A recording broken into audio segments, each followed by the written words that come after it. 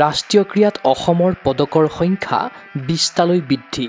বক্সিঙত অসমৰ ৫টা পদক নিশ্চিত। লন বলৰ ফাইনেলত পৰাস্ত হৈ অসমৰ ৰূপ দখল।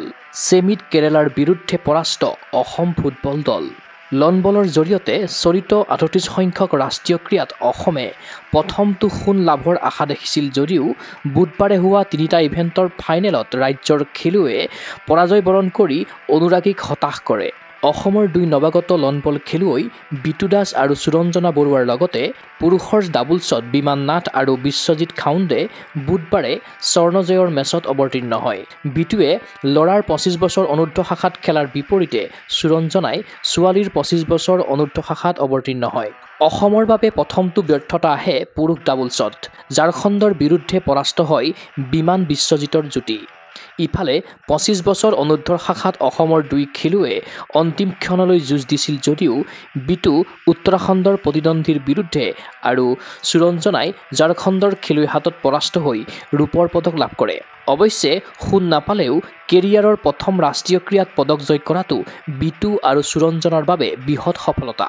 অসমে ৩টা ৰূপ আৰু সমসংখ্যক ব্ৰঞ্জ লাভ কৰি লন বলত ইতিমধ্যে ৬টা পদক জয় কৰিলে। এই সফলতাৰ পাছত অসমৰ পদকৰ সংখ্যা ২০টালৈ বৃদ্ধি পালে।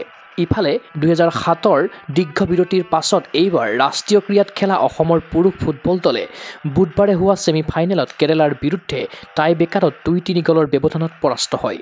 নিৰ্ধাৰিত সময়ত খেলখন গ'লশূন্য হোৱাৰ পাছত ৰেফাৰীয়ে ফলাফল নিৰ্ণয়ৰ বাবে পেনাল্টি শ্বুটআউটৰ পদ্ধতি অৱলম্বন কৰে। অসমে প্ৰথম ৩টা শ্বটত গ'ল কৰাত ব্যৰ্থ হয়। বিপৰীতে কেৰালা দলেও প্ৰথম 2টা শ্বটত গ'ল কৰাত ব্যৰ্থ হয়, কিন্তু বাকী থকা 3টা শ্বট কাৰ্যকৰী কৰি ফাইনেলত প্ৰৱেশ কৰে। এতিয়া অসমে ব্ৰঞ্জ পদকৰ মেচৰ বাবে খেলিব দিল্লী অথবা উত্তৰাখণ্ডৰ বিৰুদ্ধে।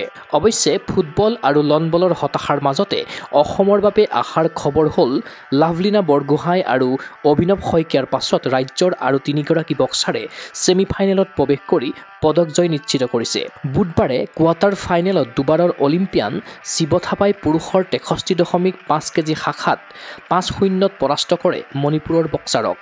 আনহাতে মহিলাৰ 66 কেজি শাখাত খেলা জুনিয়ৰ বিশ্ব চেম্পিয়ন অংকুচিতা বড়োৱে কোৱাৰ্টাৰ ফাইনেলত হিমাচলৰ প্ৰতিদ্বন্দ্বীক 5-0ত পৰাস্ত কৰাৰ বিপৰীতে 54 কেজি শাখাত খেলা আইকন মিলিয়েও 5-0ৰ ব্যৱধানত দিল্লীৰ বক্সাৰৰ বিৰুদ্ধে জয়লাভ কৰে। এই সফলতাৰে বক্সিঙৰ পৰা অসমৰ 5টা পদক নিশ্চিত হৈছে। ক্ৰীড়া অনুৰাগীৰ আশা ৩৮ সংখ্যক ৰাষ্ট্ৰীয় ক্ৰীড়াৰ 10মটো দিনত উত্তৰাখণ্ডৰ পৰা অসমলৈ আহক সোণ জয়ৰ খবৰ। নিউজ ডেস্ক ৰিপৰ্ট, গোগো স্পৰ্টছ এনি।